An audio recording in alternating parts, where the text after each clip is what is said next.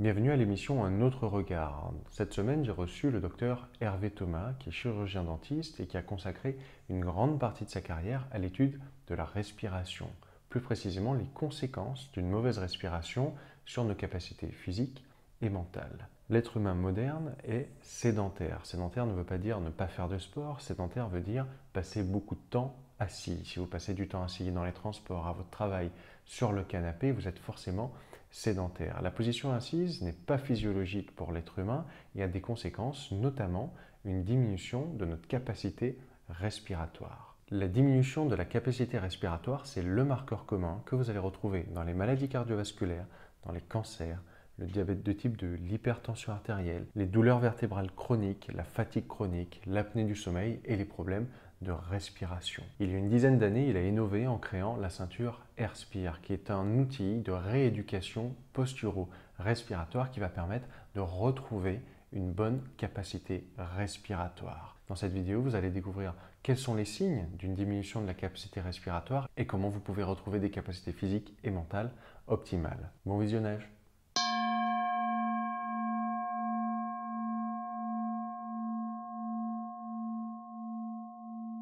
Le titre que j'avais choisi était extrêmement réducteur en fait, puisque j'ai dit soulager ses douleurs lombaires, alors qu'on va parler de beaucoup plus que ça. Et en fait, c'est soulager non seulement ses douleurs lombaires, mais vertébrales, donc des cervicales jusqu'aux lombaires. C'est améliorer sa respiration, c'est se redresser, améliorer sa posture, c'est retrouver un gain d'énergie, c'est retrouver un bien-être physique, mental. En fait, c'est tellement plus de choses. Donc voilà, je voulais dire que le titre que j'ai choisi était réducteur parce que c'est ce qui touche peut-être le plus, qui parle peut-être au plus de monde, mais on va parler bien plus que de douleurs lombaires. Ah bah écoute, on parle de ce que tu veux, mais on peut effectivement parler de plein d'autres choses. Je crois que tu avais envie surtout quand même qu'on parle de cette ceinture. Alors c'est vrai qu'elle elle apporte des bénéfices, un soulagement, et une amélioration, une diminution des contraintes de toute la colonne vertébrale, des lombaires-cervicales. C'est toi que je cite quand tu dis ça, c'est qu'il y a un point commun, et je trouve cette phrase super importante, il y a un point commun entre les maladies cardiovasculaires, entre le diabète de type 2, entre l'hypertension, entre le cancer. Allez, je vais rajouter même les conséquences du port du masque. Il y a un point commun entre tout ce que je viens de citer, c'est la diminution de notre capacité respiratoire. Qu'est-ce que tu pourrais nous dire sur la capacité respiratoire, de ce que ça représente, puisque je ne pense pas que dans l'œil du public, ce soit... On pense souvent à respiration quand on pense à capacité respiratoire, et c'est pas vraiment ça. Cette ceinture, je l'ai appelée ceinture posturo-respiratoire, Mm. dans la mesure où elle améliore ta posture et elle améliore ta respiration. Et que quand on parle de respiration, c'est vrai que les gens se sentent pas concernés, à l'exception des personnes qui sont en insuffisance respiratoire, qui sont obligées de respirer avec des bouteilles d'oxygène, ou de certaines personnes handicapées par des asthmes sévères.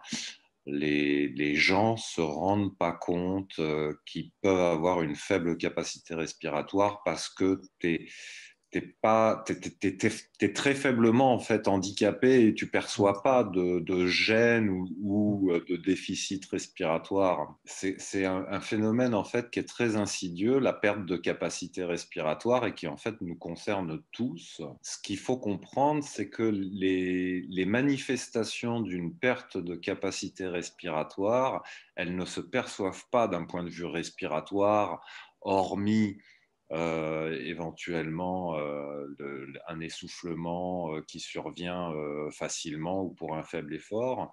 Mais d'une manière générale, les premières manifestations d'une perte de capacité respiratoire se manifestent notamment par une perturbation du sommeil, un dérèglement métabolique, c'est-à-dire que qu'on prenne, que ce soit aussi bien tous les désordres métaboliques, l'obésité, la résistance à l'insuline, l'hypertension artérielle, toutes ces choses-là sont en relation avec une perte de la capacité respiratoire. Les troubles du sommeil en particulier, donc ça c'est vraiment les premières manifestations, je veux dire les premières manifestations d'un affaiblissement au niveau respiratoire, c'est de se réveiller fatigué. tout Malgré simplement. une bonne nuit de sommeil, tu te réveilles fatigué, c'est ça? En fait, tu peux avoir l'impression de bien dormir, c'est-à-dire que tu n'es pas forcément insomniaque, mais tu as un sommeil qui n'est pas récupérateur. Et la caractéristique, le tout premier symptôme vraiment d'un sommeil qui est perturbé, et c'est ça, c'est de se réveiller fatigué, si tu veux. Même si tu as eu l'impression de bien dormir, même si tu as dormi 8 heures, voire même 9 heures, si ton sommeil n'est pas bien structuré, tu peux manquer de sommeil récupérateur, de sommeil profond. Et, euh, et, euh, et ça a des impacts majeurs sur les capacités d'apprentissage, sur la mémoire, sur la santé mentale.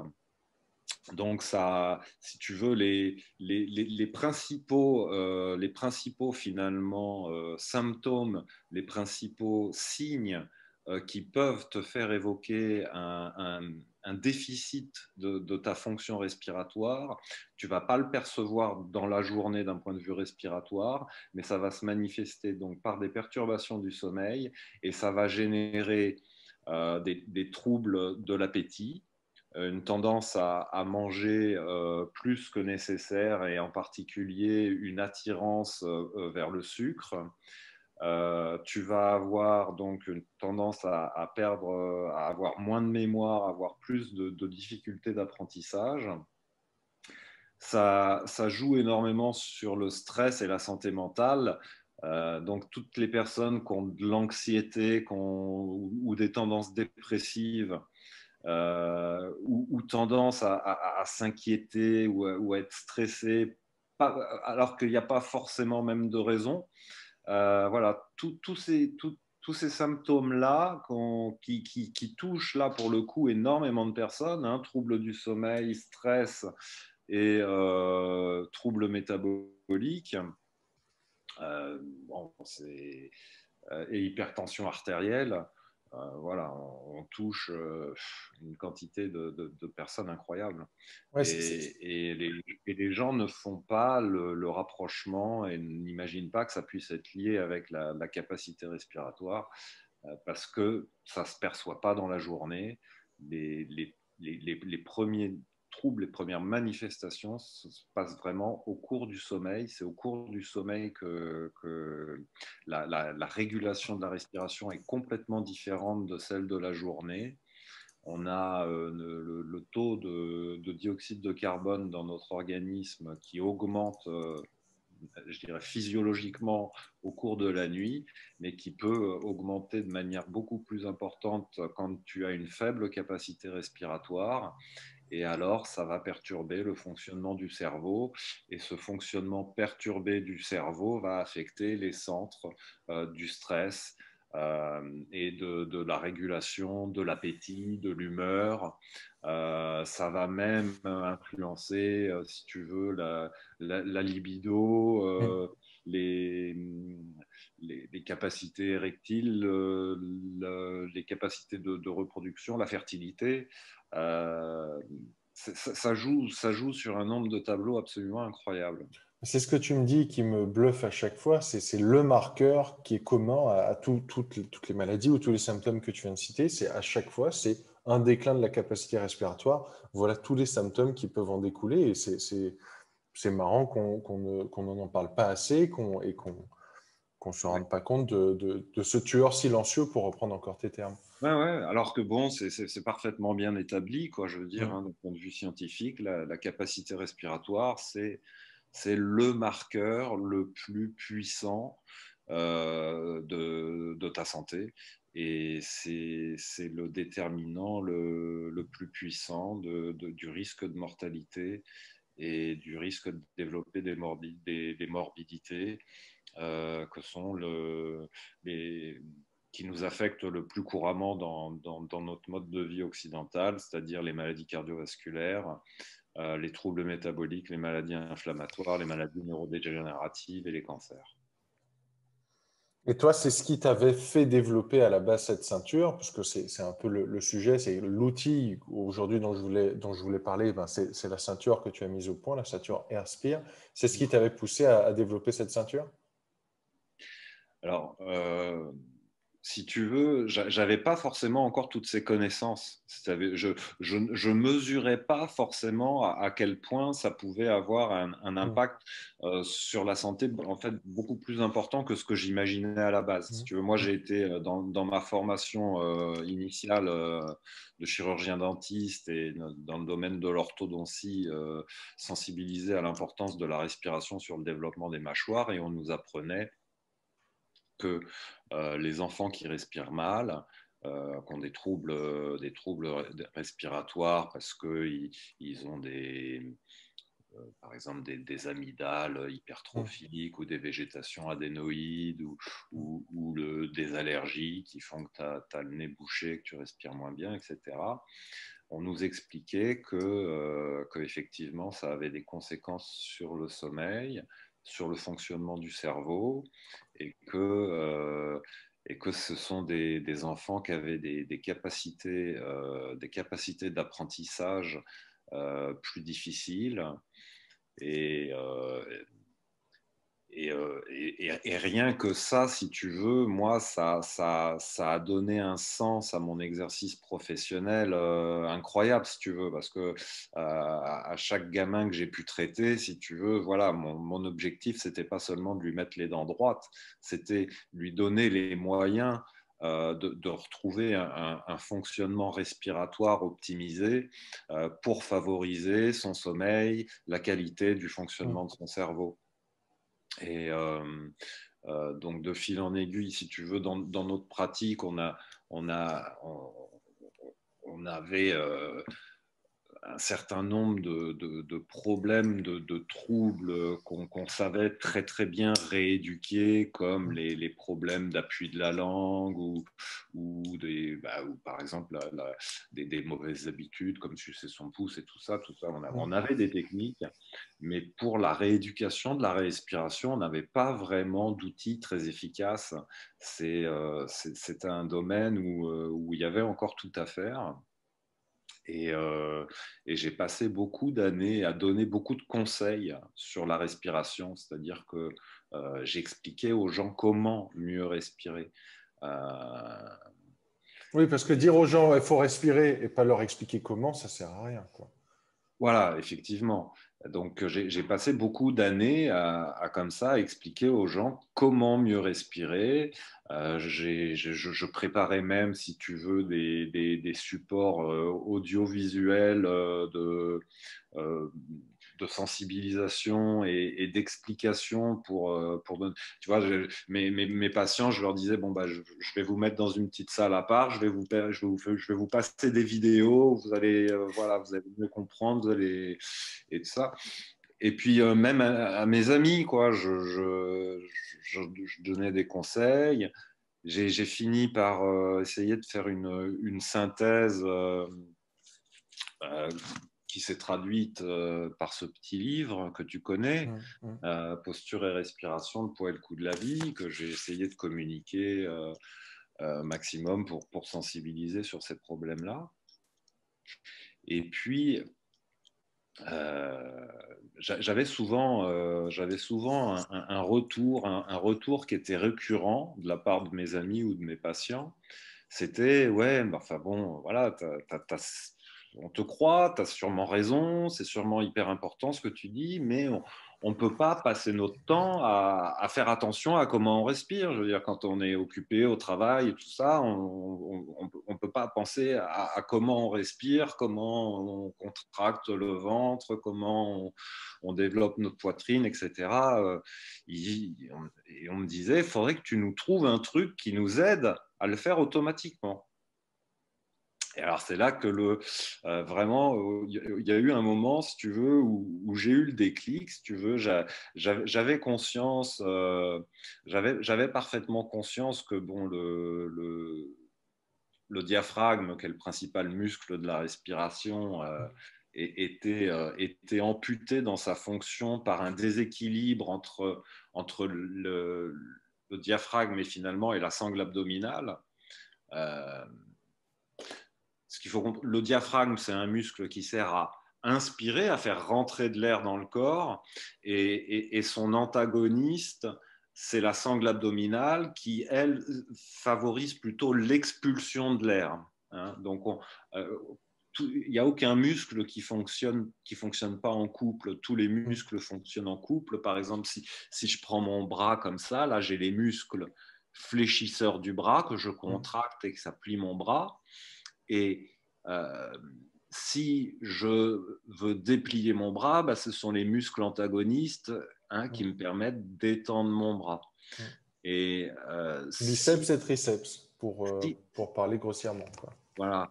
Si j'ai un déséquilibre entre les muscles qui fléchissent le bras et ceux qui étendent le bras, finalement, si tu veux, pour imager un petit peu le déséquilibre qu'on a, le problème qu'on a entre le déséquilibre du diaphragme et de la sangle abdominale, c'est que finalement, ben, tu as un muscle qui va travailler dans un sens, mais si l'autre ne redonne pas de l'amplitude dans l'autre sens, finalement, voilà, une fois que je suis là, je veux dire, si mon triceps, si les muscles, j'ai beau contracter mon biceps là, j'ai plus d'amplitude de mouvement s'il ne travaille pas en couple avec l'autre, si tu veux. Donc, toujours travailler sur les deux, quoi. Donc, si on veut avoir de l'amplitude respiratoire, il faut qu'on ait un bon fonctionnement en couple et enfin bon, j'essaye d'éviter les termes trop techniques, mais si tu veux, le diaphragme, il crée un mouvement, il pousse, il tend à faire gonfler le ventre et à développer la poitrine pour faire rentrer de l'air. Et les muscles qui font l'inverse pour réarmer le diaphragme, en quelque sorte, c'est ça. Là, si tu veux, là, mon biceps est contracté pour pouvoir le réarmer et recréer de l'amplitude de mouvement. Il faut absolument que je le réarme avec le muscle antagoniste. Voilà. Si le muscle antagoniste n'est pas actif, ben, je ne réarme pas. Et donc, j'ai beau contracter mon biceps, je n'aurai pas d'amplitude de mouvement, je fonctionne sur une très très faible amplitude. Et c'est un peu ça le problème finalement de la respiration de l'homme moderne, c'est que on est trop sédentaire et en sédentarité, et quand on n'est pas en activité physique, finalement, on a uniquement besoin du diaphragme pour respirer.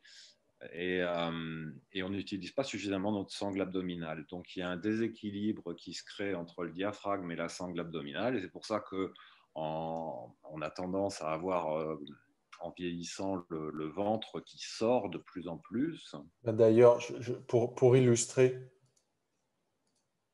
voilà, est-ce qu'on la voit à l'image? Voilà.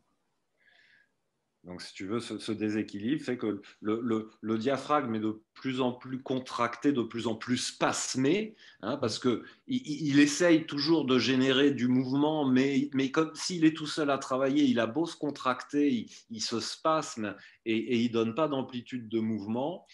Et donc, il faut redonner de l'antagonisme au diaphragme pour lui redonner de l'amplitude au niveau respiratoire. Donc finalement, sur l'image qu'on voit entre la même personne avec un ventre bien gainé et un ventre qui est complètement relâché, c'est pas qu'une question, même quasiment pas une question alimentaire sur ce coup-là. Non, pas du tout.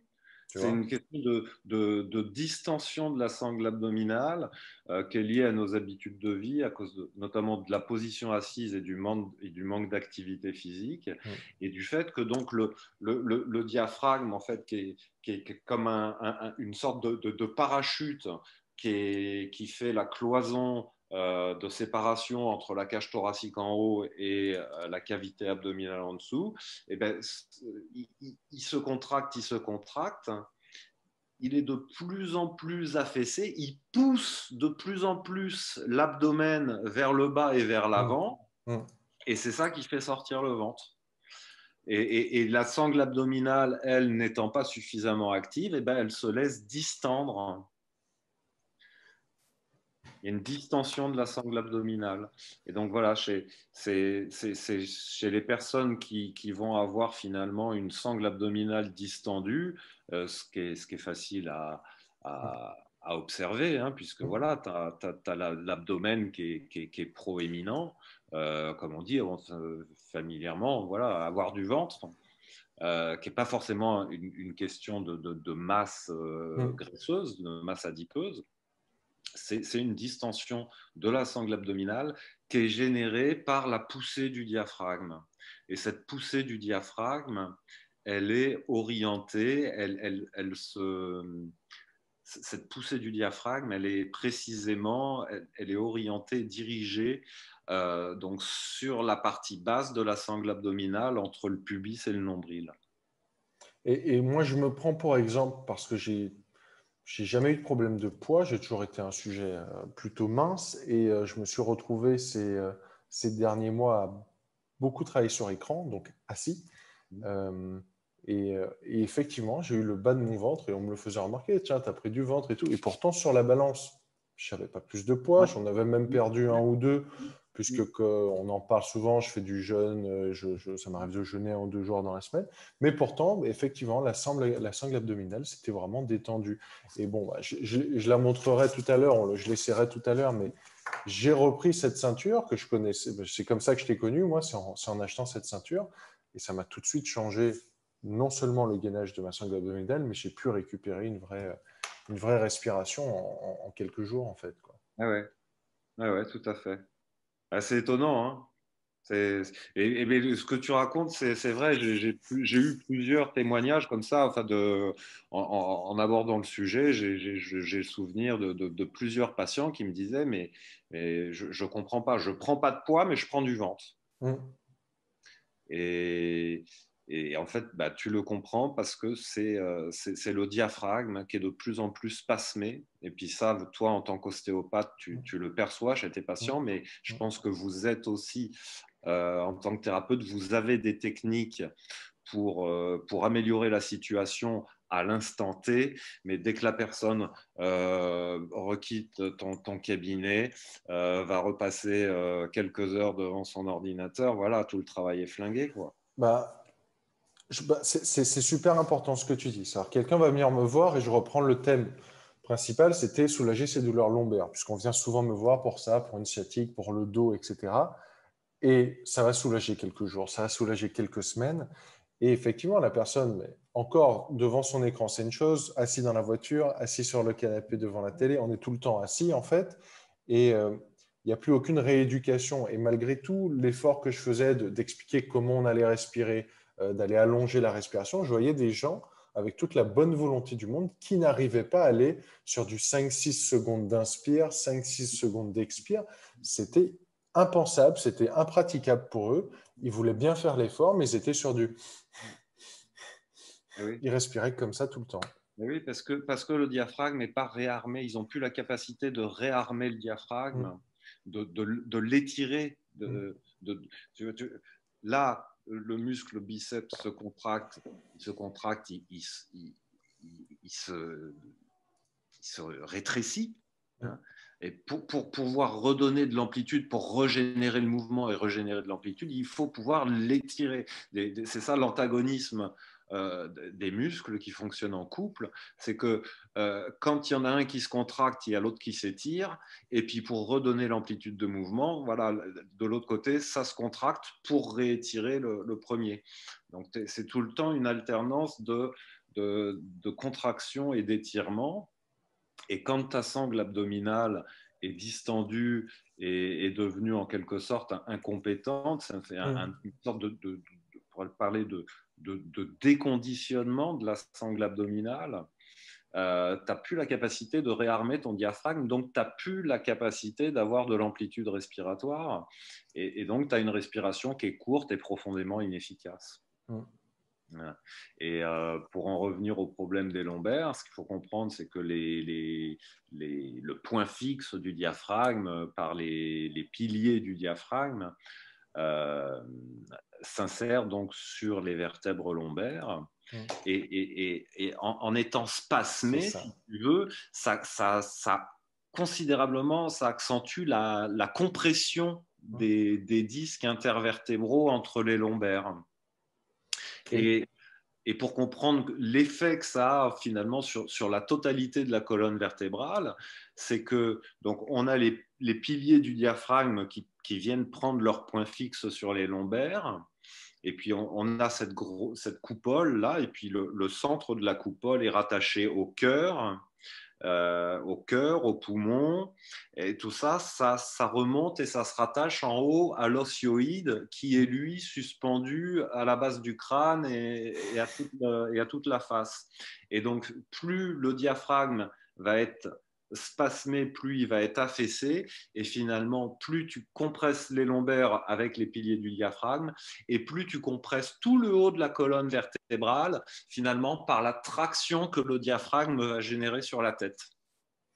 Et moi, je le vois, et je pense qu'il y a des gens qui vont se reconnaître. J'ai tendance, quand je suis assis au bureau ou à la télé,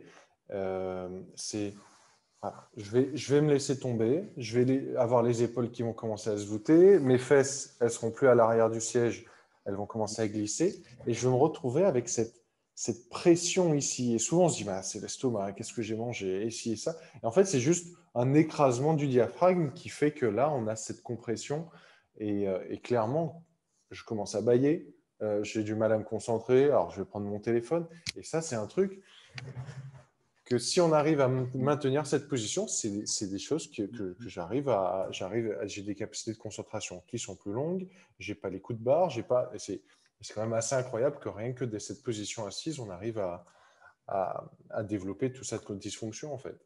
Ouais. Ouais, c'est étonnant, mais alors bon, il y a plein de mécanismes, ça influence tellement de choses. Moi je voulais qu'on... Bon, on va quand même faire la démo tout à l'heure, mais je voulais que tu nous expliques en quoi cette ceinture, parce que là on voit une plaque qui diffère de toutes les ceintures lombaires classiques, puisque ce n'est pas une ceinture lombaire, c'est plus une ceinture de rééducation posturo-respiratoire. Est-ce que tu peux nous la décrire un petit peu? Le principe, c'est d'apporter de favoriser finalement le travail d'antagonisme sur le diaphragme, surtout quand la sangle abdominale est inactive ou déconditionnée. Alors, c'est-à-dire que quand je parle de sangle abdominale déconditionnée, c'est une sangle abdominale qui est plus efficace et qui est distendue, qui se traduit par un ventre saillant. Et une sangle abdominale inactive, eh bien, c'est une sangle abdominale qui est tout simplement dans un état de relaxation et qui est un état finalement normal quand on n'est pas en activité physique. À partir du moment où on est en activité physique, qu'on est en déplacement, qu'on est en instabilité du corps dans l'espace, par exemple quand on marche, quand on se déplace, quand on court, etc., alors à ce moment-là, on a une sangle abdominale active. Quand la sangle abdominale n'est pas active, et donc en particulier en position assise, le diaphragme travaille sans antagoniste et a tendance donc à se spasmer et à avoir toutes ces conséquences néfastes aussi bien sur les contraintes mécaniques de la colonne vertébrale que sur tout le fonctionnement du corps. Ça perturbe la circulation sanguine, la circulation lymphatique, ça perturbe l'équilibre neurovégétatif, etc. Donc le but de cette sangle, c'est finalement de venir assister la sangle abdominale quand elle est inactive ou quand elle n'est pas compétente. Par exemple en position assise. Notamment en position assise. Voilà, absolument. Ou en situation de sédentarité, je veux dire quelqu'un qui est debout mais qui n'est pas très mobile, quelqu'un qui serait par exemple, tu vois, un commerçant, un pharmacien, je ne sais pas quoi, qui va être debout, qui va ouvrir 2-3 tiroirs mais qui n'est pas quand même très mobile et pas forcément assis mais qui n'est pas très mobile. Dans ces cas-là, c'est aussi intéressant. Et donc, ça te permet donc d'assister, de suppléer la sangle abdominale soit donc quand elle est inactive, soit quand elle est plus compétente, sans prétendre que ça va rééduquer la sangle abdominale. En tout cas, ça a l'avantage, si tu veux, d'éviter les conséquences néfastes d'une respiration trop courte et trop superficielle, qui a vraiment des conséquences lourdes sur la santé de l'individu, quoi. Euh, donc c'est quelque part, c'est un bon outil de rééducation de la posture et de la respiration pour les gens qui se tiennent pas bien, pour les gens qui ont une respiration qui est faible, qui est pas suffisamment profonde. C'est aussi un bon outil pour développer sa capacité respiratoire quand tu es à la recherche de performances sportives, notamment une recherche de capacité respiratoire, de VO2 max. Et puis c'est un bon outil pour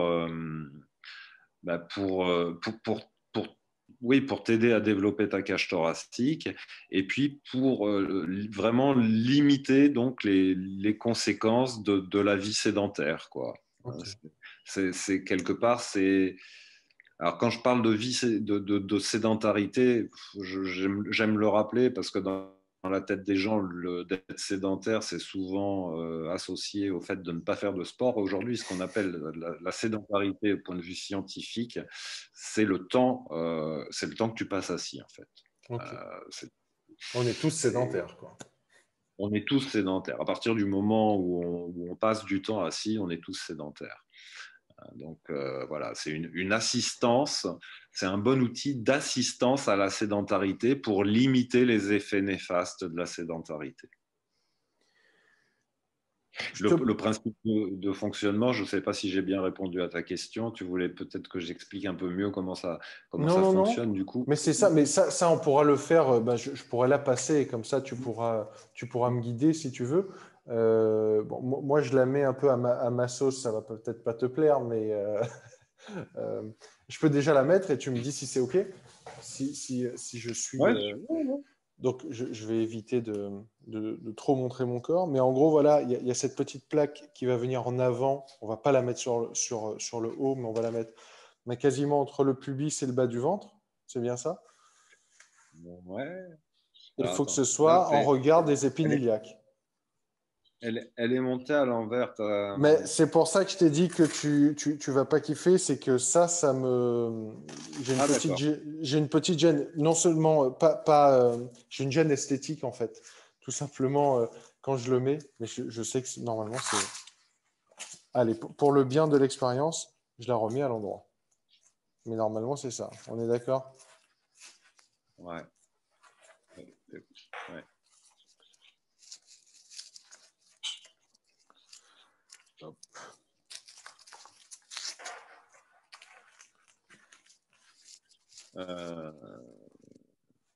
Non. Non? L'autre sens? Ouais. Non, je veux dire, c'est pareil, tu l'as mal inséré dans la boucle. Sors-la complètement. Voilà. Là, tu as la partie ventrale dans ta main gauche. Voilà, tu retournes la ceinture dans l'autre sens. Comme ça. Voilà. Et là, tu viens placer la sangle dans le passage de la boucle. Voilà. Je Voilà. place la plaque. Alors, c'est encore dans l'autre sens, c'est-à-dire que le logo doit être sur ta droite, au Le logo final. doit être sur ma droite. Non. Là, voilà, comme ça. Ouais, comme ça? Ouais. Voilà, très bien, là. Voilà. En face des épines iliaques, donc en face des hanches. Sur les hanches, ouais.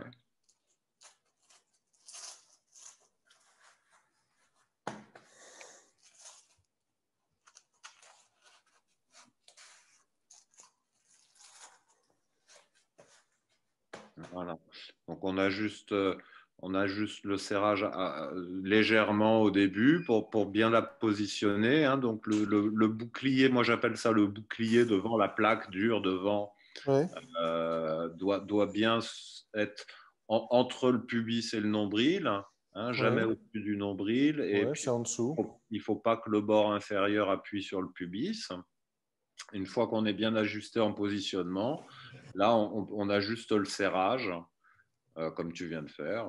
Là, tu as mis Et un serrage là, et là, rien que dans mon image, tu vois, normalement, Ah, oui, oui, tout à fait. Oui. Il y a tout de suite une je suis différence. largement plus haut en fait. Et je vais Ouais. dire, bah, je vais me reculer pour qu'on puisse voir ma tête. Moi, j'ai connu cette ceinture bah, avant de te connaître. Il y avait un collègue ostéopathe qui m'en avait parlé, puisque j'avais tendance à me voûter et que je voulais corriger ça.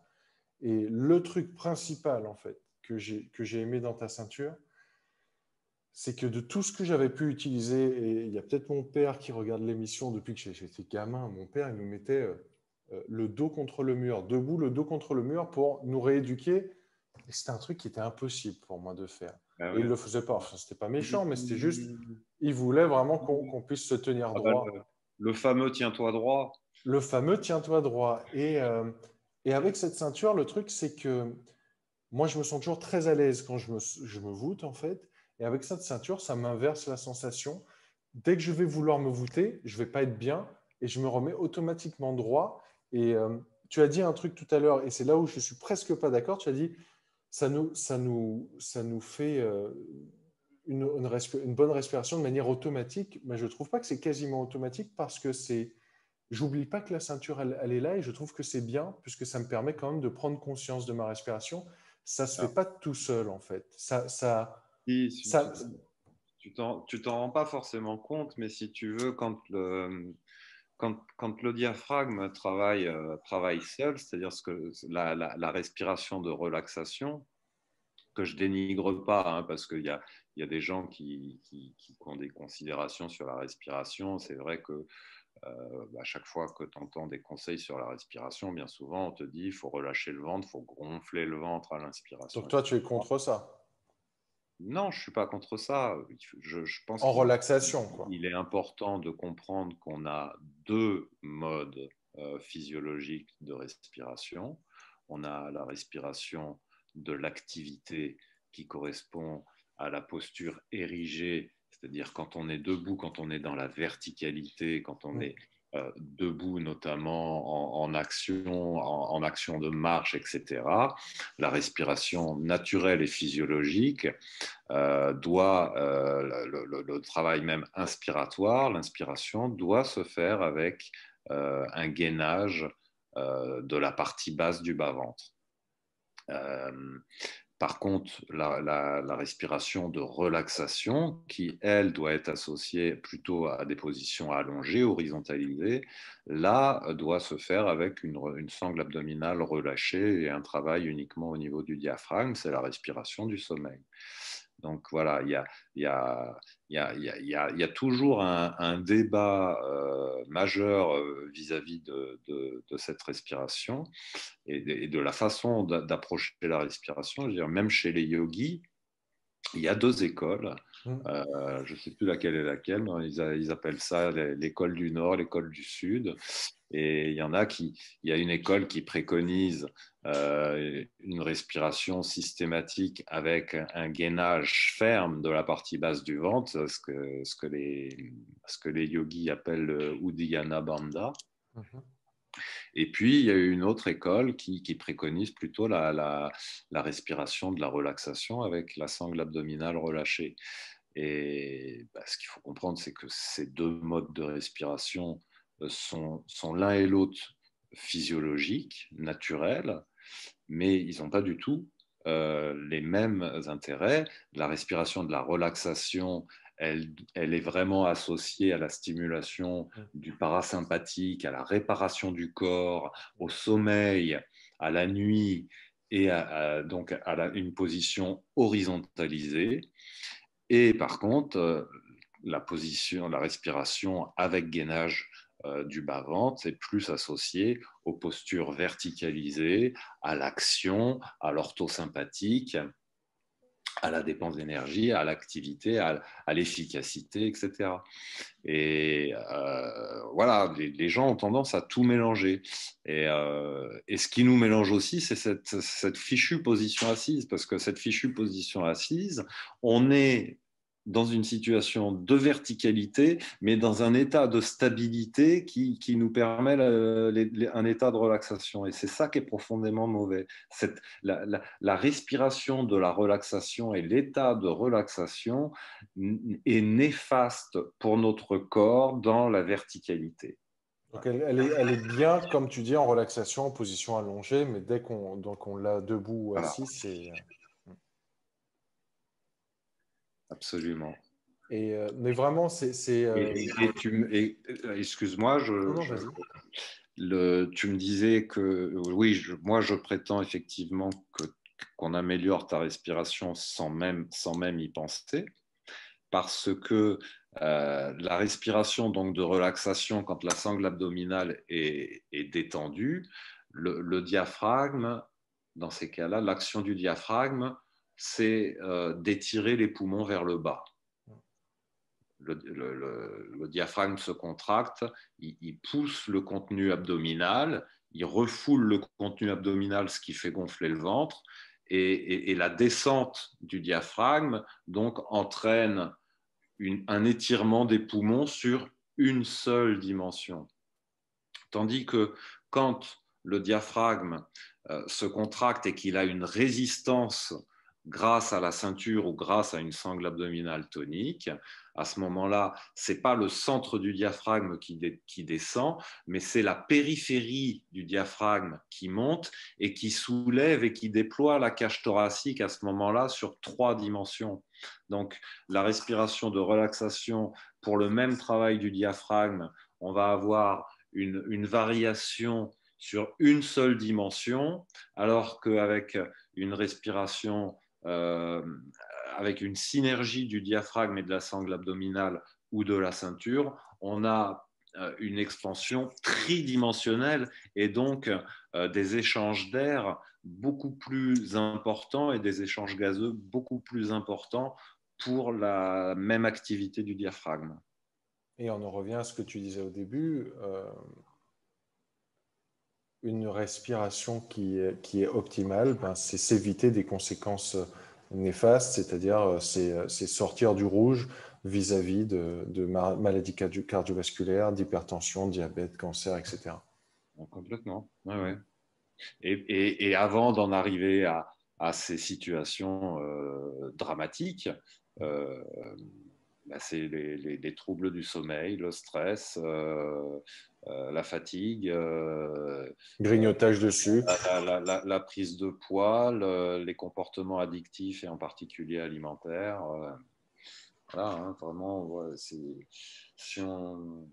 ça. Hein. Pour moi, les éléments clés, bon, tu as vraiment, donc, t'as la fatalité, tu as l'issue qui se termine toujours par des événements dramatiques que sont les accidents cardiovasculaires, les cancers, les maladies neurodégénératives. Mais tout ça, c'est l'aboutissement d'un processus qui s'est fait dans le temps et qui est finalement les conséquences d'une inflammation chronique qui est alimentée petit à petit par une perte de la capacité respiratoire et qui est associée donc principalement à la perturbation du sommeil, un sommeil non récupérateur dont le premier signe est la fatigue au réveil. Quand on a une bonne respiration, on doit se réveiller en forme. Hein. Parmi les signes qui sont très évocateurs aussi, eh bien, il y a les maux de tête le matin au réveil, les sueurs nocturnes, évidemment les ronflements, les apnées, les pipiolis, l'énurésie, Okay. les difficultés d'apprentissage, les troubles de la mémoire, les baisses de capacité cognitive, la perte de motivation et d'entrain, la perte du goût à l'effort, le stress, l'anxiété, la tendance à la dépression, les comportements addictifs, la prise de poids, les dérèglements de l'appétit, l'attirance et le goût pour le sucre, les troubles digestifs, et donc le surpoids, l'obésité, la résistance à l'insuline, l'hypertension artérielle. Voilà, en gros, pour dessiner le tableau, il y en a encore, on pourrait en rajouter parce qu'il y en a à l'appel, mais voilà les principaux éléments est majeur, quoi. Je veux dire qu'aujourd'hui, j'ai quand même le sentiment que ce qui gâche le plus la vie des gens, c'est ça, c'est les perturbations du sommeil, c'est le stress et c'est les dérèglements comportementaux qui sont liés à la perte de capacité respiratoire. Il y a d'autres facteurs, il y a aussi les dérèglements de l'horloge biologique. Euh, mais bon, on ne va pas rentrer là-dedans aujourd'hui, ça serait un autre chapitre. Mais je redis un truc, parce que je me vois en fait en même temps, et il y a un truc que je fais, et les gens peuvent aller voir toutes les autres émissions, j'ai tendance en général à faire ça au bout d'un moment, quand ça fait 30, 40, 1 heure, 2 heures. Là, je suis venu pour le faire, et directement, mon corps m'a dit non, non. Ouais. Et c'est ce que je trouve dingue avec cette ceinture, c'est que ça m'inverse vraiment le truc. Pour tous les gens qui ont tendance à se voûter, c'est juste à chaque fois une invitation en douceur à dire redresse-toi. Et c'est ce que je trouve génial. L'intérêt, tu vois, tu me disais, pour aller dans ton sens, par contre, sur la respiration, donc elle devient automatiquement plus efficace. Mais la présence de la ceinture ne se fait pas toujours complètement oublier et ça a un C'est intérêt ça. majeur. C'est ça. Et pour moi, l'intérêt majeur, c'est de te faire penser à stimuler ta sangle abdominale sur l'expiration. C'est-à-dire que finalement, ce déséquilibre et les conséquences tragiques à la fin et la détérioration de l'état du corps avec le ventre qui sort, le dos qui s'arrondit, ce tassement général du corps avec toutes les conséquences catastrophiques que ça a. On peut le prévenir par un travail régulier de sa sangle abdominale et le travail de la sangle abdominale, c'est pas de faire des flexions du tronc pour muscler la tablette de chocolat, c'est pas ça du tout. Bien renforcer sa sangle abdominale, c'est être actif sur l'expiration. Alors, quand est-ce qu'on est actif sur l'expiration? On est actif sur l'expiration quand on est en activité physique soutenue, quand on est en déséquilibre, quand le corps est en action dans l'espace, quand on pousse la voix, quand on chante, quand on rit. Le rire est le meilleur exercice. C'est vraiment à tous les niveaux, le rire est la meilleure des choses. Mais d'une manière générale, donc, on va avoir ce déséquilibre entre la sangle abdominale et le diaphragme par cet excès de temps sédentaire, de temps passé assis, à partir du moment où tu as 3 ans, tu vas à l'école et tu passes 8 heures par jour assis. Bon, bah, voilà, le problème, il est là. Et donc, la ceinture te fait penser, peut t'aider. En tout cas, moi ça m'aide beaucoup. Bon, moi, je suis obsédé par ça, mais je veux dire que même sans la ceinture, j'y pense beaucoup. Mais avec la ceinture, j'y pense encore plus. C'est-à-dire que, tu vois, certains vont te dire que ça pourrait avoir tendance à affaiblir, au contraire, à t'empêcher d'utiliser ta sangle abdominale. Alors, c'est pas du tout, parce que ça vient la suppléer quand tu l'utilises pas. Et au contraire, ça peut te faire penser à l'utiliser alors que tu ne l'utiliserais pas. Et c'est ça qui est important. Et donc, c'est pour ça que dans les conseils d'utilisation de la ceinture, c'est vraiment essentiel. C'est penser à pousser l'inspire avec la ceinture parce que ça t'aide à ouvrir ta cage thoracique et que comme on a perdu l'habitude d'ouvrir sa cage thoracique, et ben Ce que tu dis en 3D, en fait, c'est ça, l'horizontalité de la cage thoracique. On perd la souplesse, si tu veux, on perd la souplesse qu'on n'exploite pas. Et donc, la cage thoracique devient de plus en plus rigide et de plus en plus difficile à mobiliser et à ouvrir. Donc, ce qui est important, c'est de penser à chercher à pousser l'inspire, à aller chercher des volumes encore plus importants quand tu y penses pour assouplir la cage thoracique. Et sur l'expire, donc l'expire qui se fait normalement de manière complètement passive, eh bien, de venir compléter cette expiration passive par une contraction du ventre, c'est-à-dire rentrer le ventre, chercher à rapprocher le nombril des vertèbres lombaires, hein, chercher à être écrasé, hein, ici les lombaires, ici le nombril. Coller le ventre contre le dos, quoi. Voilà, venir écraser l'abdomen, penser à rentrer le ventre au maximum pour compléter et pousser l'expiration au maximum, chercher à chasser l'air, à vidanger l'air au maximum avant de réinspirer, hein. Et ça, là encore, voilà, moi, c'est un concept qui m'a jamais quitté depuis que j'avais lu les livres de l'excellent André Van Liesbeth sur le yoga et la respiration.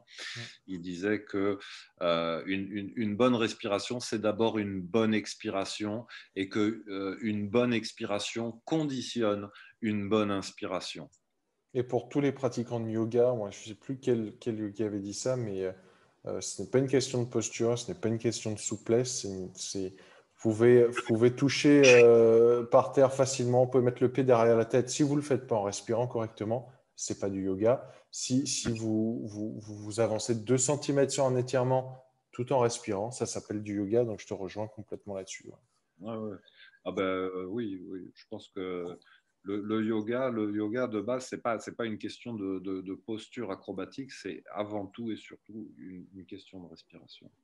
Et de respiration qui doit aller dans le sens d'une respiration C'est une rééducation respiratoire, c'est une rééducation de sa posture, pas que physique, de sa posture aussi mentale. Bon, après, c'est un autre sujet. J'invite les gens à aller voir mon interview de Marc Bevin, qui lui est de cette école d'aller inspire, aller chercher dans le haut de la cage thoracique, et d'aller expire, aller vraiment contracter le bas du ventre et rapprocher, et voire même contracter aussi le muscle, le périnée, en fait, ce muscle qui est entre l'anus Ouais. et les Le testicules. Mula Bandha. Exactement, que tu as cité tout à l'heure, d'aller Non, le contracter.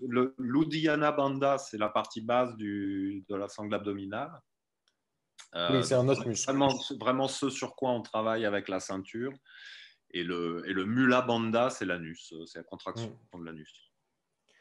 Toi, cette ceinture, tu proposes de l'utiliser combien de temps par jour, à quelle fréquence? Alors, j'ai envie de dire, ça dépend de chacun. Ça dépend de chacun. Je recommande de la porter le plus possible, en tout cas en situation de sédentarité. Donc, assez, ouais.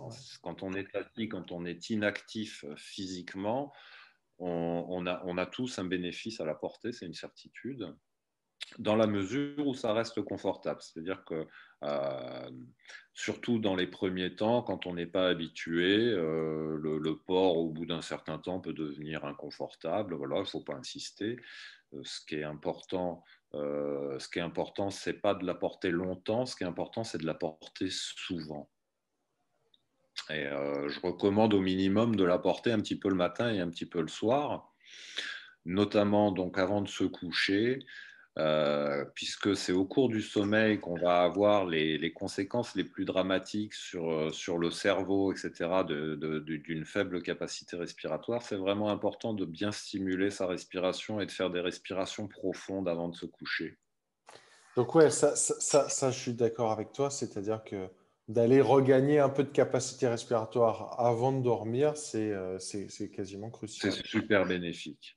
C'est Et super bénéfique et ça change vraiment la vie, hein. Ça change complètement la vie, hein. Je pas, je peux pas, j'aime pas vanter trop et mettre en avant euh, ça, mais je veux dire, j'ai connu des gens qui m'ont béni, quoi, qui m'ont vraiment fait des témoignages comme quoi j'avais vraiment, grâce à cette ceinture, complètement transformé leur vie, quoi. et je reviens sur quelque chose que tu viens de dire. Euh, Ça sert à rien de le faire beaucoup d'un seul coup, mais ça sert de le faire souvent. Et souvent, c'est ce qui est le plus important quand on veut se reprogrammer. On veut reprogrammer, on parle souvent de reprogrammation cellulaire, mais la musculation, c'est de la reprogrammation cellulaire. Les boxeurs thaï qui tapent contre des poteaux pour reconsolider leurs os. Je ne vais pas rentrer dans les détails, mais c'est quand on fait quelque chose de manière régulière, même si c'est sur un court laps de temps, c'est là que le corps intègre l'information et peut vraiment. C'est comme ça qu'on se crée de nouvelles habitudes, en tout cas. C'est-à-dire que, voilà, en le prenant aussi comme un outil de rééducation, c'est ça. Ce qui est important, c'est pas de la porter longtemps, c'est vraiment de la porter souvent.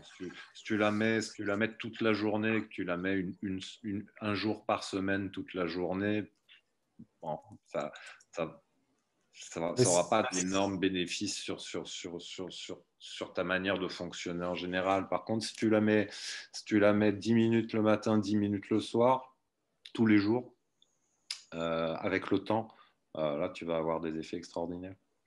Et puis, plus tu la mets régulièrement, plus tu la mets souvent, et mieux c'est. Voilà, mais pas dans la contrainte. Ça. Dès que ça devient gênant ou inconfortable, on arrête, on la remet plus tard. Voilà. Moi, je me rappelle les premières fois où je l'avais utilisé. Désolé, je t'ai coupé, comme on est un peu en décalage. Vas-y, termine. Je ne sais même plus ce que je voulais dire. Non, mais en tout cas, moi je suis toujours d'avis de faire les choses par cure. Et la première fois que j'avais utilisé cette ceinture, je pense que c'était 2014 ou quelque chose comme ça. Et au bout de quelques semaines, je ne la mettais plus parce que automatiquement, je me mettais dans la bonne position et ça m'avait déjà rééduqué. Et c'est ce que je trouve génial, c'est qu'on va aller chez l'ostéo une fois par mois, on peut aller se faire 10 séances chez le kiné. Mais le truc, c'est qu'avec cette ceinture, on a un rééducateur à domicile qui est là pour nous aider tous les jours, en fait, et je trouve ça génial. Et puis qui permet vraiment de stabiliser aussi le travail que vous faites en ostéopathie, vraiment, de manière importante, hein, de préserver les résultats plus longtemps, parce que c'est une question qui m'est souvent posée aussi, c'est-à-dire que considérant que c'est un outil de rééducation, d'une certaine manière, les gens s'imaginent que voilà, qu'ils vont peut-être pouvoir l'apporter pendant 2-3 mois et puis ensuite ne plus en avoir besoin. Et ce qu'il faut comprendre, c'est que, en fait, non, parce que, enfin, oui, ça serait vrai dans une certaine mesure, à condition de ne plus s'asseoir et de ne plus du tout avoir de temps sédentaire. Ça vient compenser des inactivités, en tout cas, ou des habitudes qu'on a et qu'on ne va pas lâcher, quoi. On a le temps qu'on passe sédentaire est une influence négative et le temps que tu vas passer avec la ceinture a une incidence positive. Mais si tu perds l'habitude de porter la ceinture et qu'à côté de ça, tu passes du temps assis, ton corps va progressivement perdre les bonnes habitudes et repartir dans les mauvais modes de fonctionnement. Donc, je dirais qu'une fois que tu es bien rééduqué, que tu as une sangle abdominale qui est bien reconditionnée, et donc qui sous-entend un ventre plat et une respiration active avec une bonne synergie du diaphragme et de la sangle abdominale, à ce moment-là, tu as toutes les conditions sont réunies pour que tu fonctionnes naturellement de manière optimale. Mais si tu passes du temps assis, voilà, tu vas retourner dans un système, dans un cycle de détérioration progressive que tu peux éviter avec un petit rappel quotidien du port de la ceinture, voilà, qui n'est pas nécessairement majeur. Je dirais que voilà, un petit minimum de, je dirais, faire ne serait-ce que 10 respirations profondes avec la ceinture, en poussant l'inspire et en poussant l'expire, le matin et le soir, ne serait-ce que 10 respirations bien profondes avec la ceinture matin et soir. Voilà, juste pour se préserver. La gymnastique de base, tu vois, il n'y a pas besoin d'y consacrer des heures, mais Voilà, ça devrait commencer par ça. Il y a des gens qui veulent se reconditionner, qui sont pleins de motivation, qui sont pleins de bonne volonté, qui sont prêts à mettre de l'énergie, qui vont aller s'acheter des baskets pour aller courir, la tenue de sport et tout ça. Et puis ils font pas les choses dans l'ordre, et puis ils vont se blesser, ils vont se flinguer, ils vont se faire mal au dos, et puis ils vont être découragés, et puis ils vont dire non, moi je peux pas, je suis intolérant. Il Je faut, la comprends, ouais. première des choses, c'est de réapprendre à respirer. C'est la base. C'est la base de tout. Et vraiment, la base de l'entretien du corps, voilà, ça devrait être au moins ça. Au moins 10 bonnes respirations profondes matin et soir. Et si possible avec la ceinture, parce que c'est vraiment beaucoup plus efficace. Et ça éduque le corps, ça lui apprend à avoir le bon fonctionnement respiratoire. Alors, je voulais qu'on termine presque là-dessus. C'est quelque chose que tu m'as dit en privé, puisque l'objectif de ces émissions, c'est de mettre en avant des gens comme toi, c'est-à-dire qui dédient leur vie et leur travail à une cause pour aider les autres, pour servir les autres. C'est ton cas, pas qu'avec la ceinture, tu l'as fait sur plein de choses. Là, tu es en train de mettre au point la chaise Thomas, on aura l'occasion d'en reparler. Mais quand j'ai dit, bon, bah, très bien, allons commercialiser cette ceinture, tu m'as dit oui, mais j'aimerais que chaque personne qui veut acheter cette ceinture, qui veut se rééduquer, qu'elle ait un petit temps, un entretien avec toi. Ça, tu me l'as dit, ça m'a beaucoup touché, qu'on puisse vraiment trouver la bonne taille, qu'on puisse savoir comment l'ajuster, savoir comment l'utiliser pour que ce soit vraiment efficace. C'est pas juste vendre des ceintures pour vendre des ceintures, c'est vraiment aider les gens à se rééduquer, parce que quand je te parle en privé et que tu me racontes à chaque fois, tu me sors les stats, là tu as été gentil, mais quand on fait des 2-3 heures ensemble et que tu me montres toutes les statistiques et les chiffres qui ne cessent d'augmenter sur on l'a dit, cancer et le reste, moi ça me touche beaucoup que tu veuilles vraiment prendre du temps avec les gens comme ça pour les aider à se rééduquer. Le but, c'est ça. Moi, mon but, c'est d'essayer d'améliorer la vie des gens, Mm, d'améliorer la qualité de vie et puis la joie de vivre. mm, Je vois pas l'intérêt d'aller vendre un produit s'il est pas derrière, il est mal utilisé ou mal mm, adapté. C'est un produit qui est assez technique en termes d'ajustement. Il faut vraiment que le modèle et la taille soient bien ajustés. Et donc pour ça, j'ai besoin d'échanger avec la personne qui va l'utiliser. Effectivement, si tu vends des ceintures et les personnes qui souhaiteront acheter une mm. ceinture, je ferai 2 entretiens avec elles. Un premier pour bien déterminer dans quelle situation, enfin, en fonction de leur état, de leurs objectifs, de ce qu'elles attendent de cette ceinture, etc., de déterminer le meilleur modèle et la taille de la ceinture la plus adaptée à leurs besoins. Et puis, une fois qu'elles auront la ceinture en leur possession, je ferai un deuxième entretien avec elles pour bien leur expliquer l'utilisation et comment optimiser au maximum les résultats qu'elles peuvent en attendre. Ok. Bah, merci beaucoup, Hervé, pour cet échange. Merci d'avoir inventé cette ceinture. Merci pour toutes les infos. Et c'est pas la première fois qu'on a fait une émission ensemble. J'espère que ce sera pas la dernière non plus. Je suis sûr que non. Mais voilà, en tout cas, pour ceux qui nous suivent et ceux qui regardent cette vidéo après en replay, je mettrai toutes les infos dans la description, les liens pour qu'ils puissent se renseigner sur la ceinture, qu'ils puissent nous contacter et réserver ce petit entretien avec toi pour qu'ils puissent atteindre leur objectif. Avec plaisir. Merci beaucoup Hervé, j'espère que ça vous a plu. S'il y a des participants qui souhaitent poser une question, on peut ouvrir quelques minutes à ça, si vous en avez envie. Alors, je ne sais pas s'il y a l'option lever la main, c'est la grande question. Ou sinon dans le chat à ce moment-là.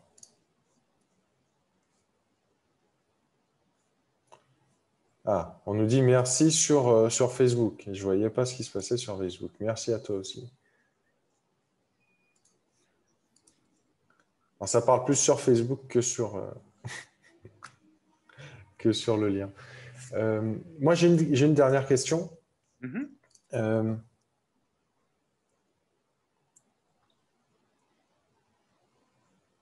Parce que j'ai beaucoup observé les documents que tu m'as envoyés quand on a préparé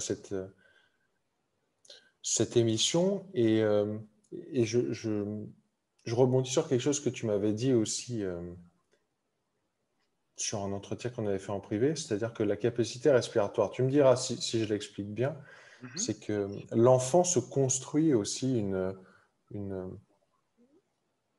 une capacité respiratoire jusqu'à un certain âge. Et après, on a un certain déclin en fait à partir d'un certain âge. Et le truc, c'est que si un enfant, euh, par des mauvaises postures, par une mauvaise position assise, par une sédentarité, comme tu dis, ne se construit pas une bonne base, c'est pour ça qu'on voit peut-être aujourd'hui des maladies arriver de plus en plus tôt, qu'on voyait à 70-80 chez nos grands-parents, qu'on voit aujourd'hui à 40-50 en fait, qu'on voit arriver 20-30 ans plus tôt.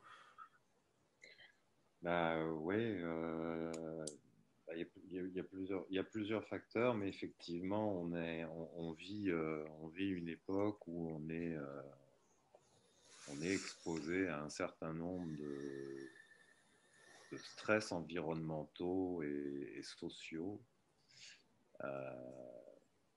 qui font que, par exemple, tu vois, le diabète, il y a quelques dizaines d'années, ça touchait que les personnes d'un certain âge ou obèses. Aujourd'hui, ça touche une quantité très, très importante, en tout cas l'intolérance et la résistance à l'insuline touche de plus en plus les enfants.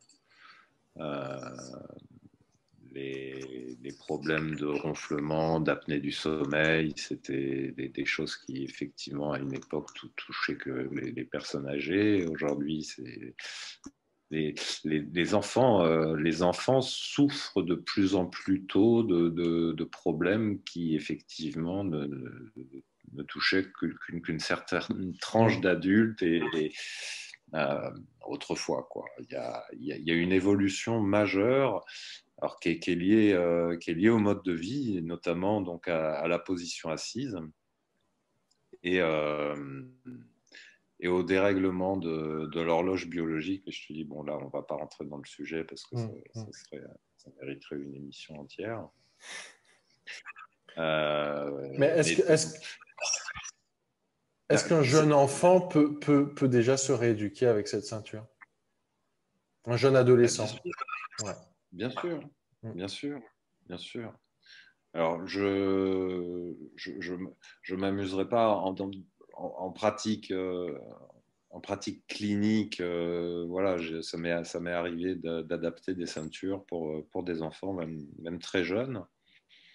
Je le ferai pas, je le ferai pas par correspondance pour des enfants de moins de 12 ans, par contre, parce que c'est trop délicat. Mais il est évident que tu construis ton potentiel, ta vitalité. Ta vitalité, c'est la capacité respiratoire. C'est ton niveau de vitalité. Voilà, tu peux faire le comparatif. Tu sais, dans les jeux vidéo, moi, ça fait longtemps que je touche plus à ça, mais dans les jeux vidéo de mon époque, on avait les jeux de combat et tu avais un niveau de vitalité. Puis quand tu prends un coup, ta vitalité, elle baisse. Et puis, des fois, il fallait manger des pastilles pour regagner de la vitalité. Notre vitalité, ça fonctionne comme ça. On a un potentiel de vitalité. On le construit au cours de la croissance. Et ce potentiel, c'est notre capacité respiratoire.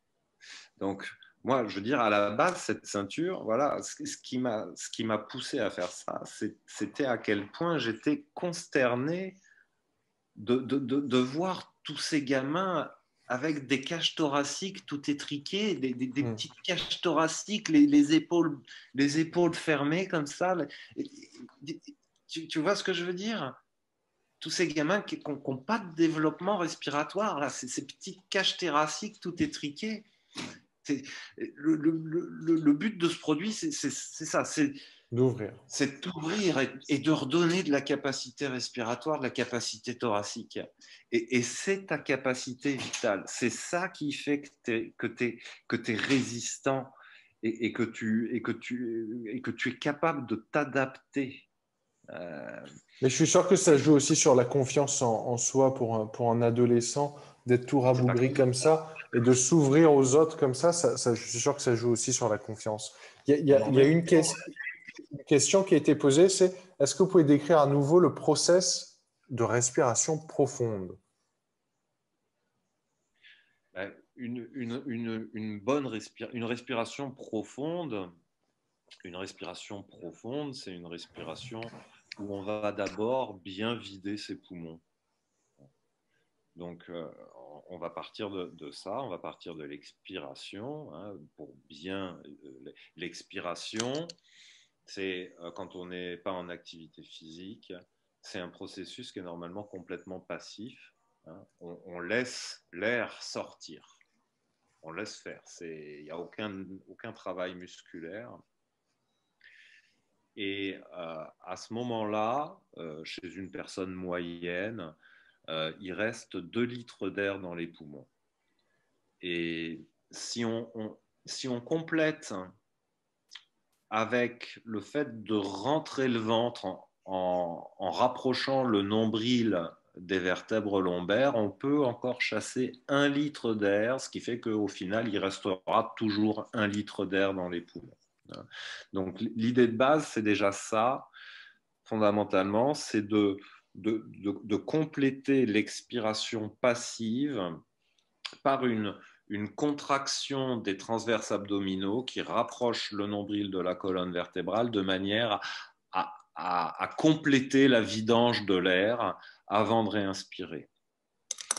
Et idéalement, du coup, je sais pas, j'ai presque envie de me mettre torse nu, mais Écoute, fais-toi plaisir. Hein. oh, c'est pas pour. J'ai pas de tendance exhibitionniste. Non, mais si on peut faire plus de vues comme ça ne me dérange pas non plus.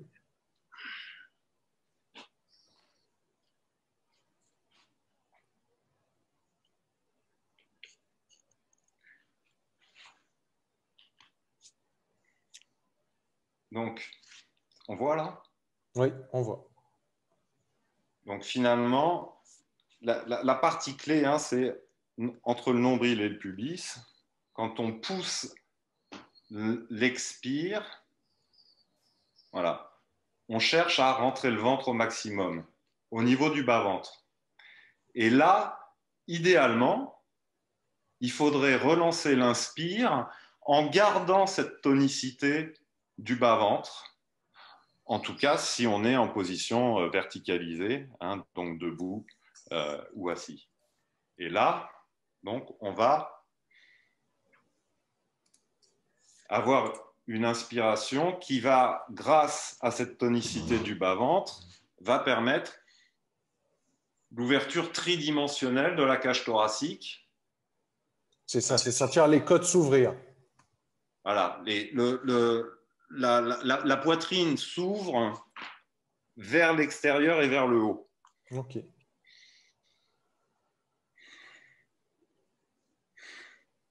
Poussez l'expire, gardez une tonicité sur la partie sous-ombilicale, tandis que la partie au-dessus, elle doit être relâchée pour ne pas limiter l'ouverture des côtes.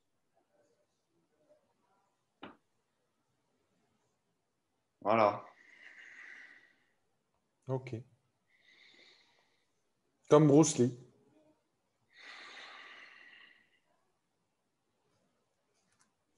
Je ne sais pas si les éclairages permettent une bonne... Si on l'a vu à la fin, oui. C'est bon? Voilà, je ne peux pas expliquer mieux, sinon après,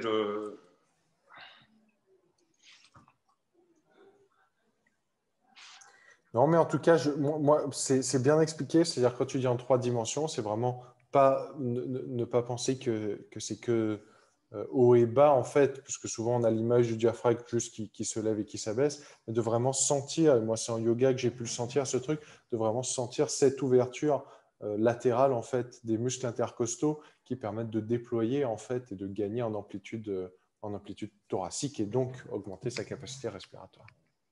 Et puis, bien se mettre dans le crâne que la respiration de relaxation qui est préconisée par tant de monde, en sophrologie, en tout ce que tu veux, cette respiration de relaxation, elle est physiologique en position horizontale, en position verticale, elle est néfaste. Ok. Non, on l'a bien appuyé là-dessus. Moi, ça me fait une bonne piqûre de rappel aussi et je